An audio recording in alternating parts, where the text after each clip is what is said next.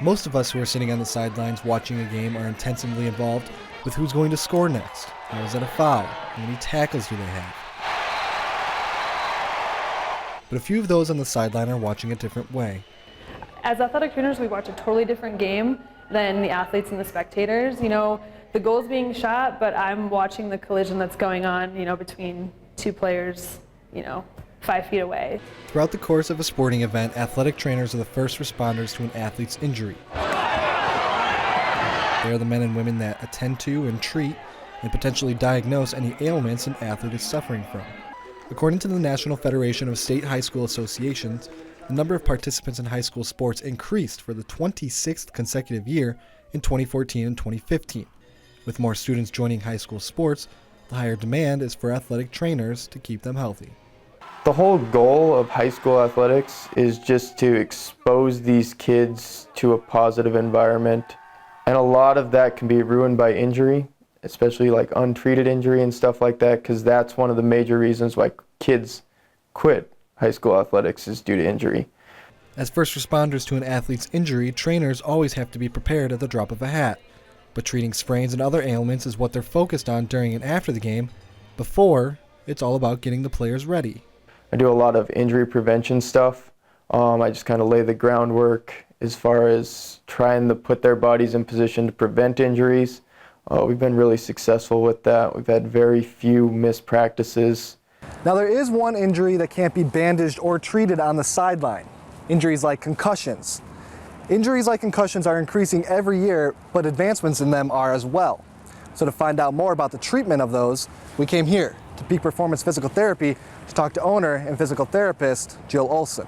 So it's like the movie 50 First Dates with Drew Barrymore. Every day is a different day with concussions, and every day something else may be driving those symptoms. So it's a real strategic analysis each day they walk in the clinic to peel back the layers and determine what's driving the symptoms. Since every concussion is different, every person's healing process is different, and that's where testing and diagnosing differs too.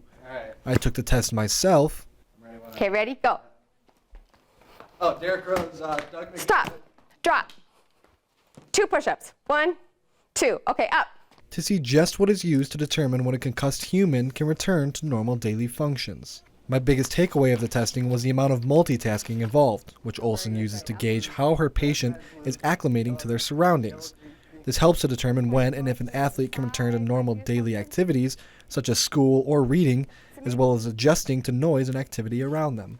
So is this to make sure that players are used to playing in front of crowds again, or distractions around the side? Exactly, because if you have any vestibular ocular dysfunction, it gives false information to your brain, and your brain's not able to process it. So if you have players, or you might have a visual field loss. You might have lost vision out of the left side of your eye. So if you're someone's throwing the ball to you, you may not even see it. Or if a player is coming in to tackle you on the left side, you may not see it.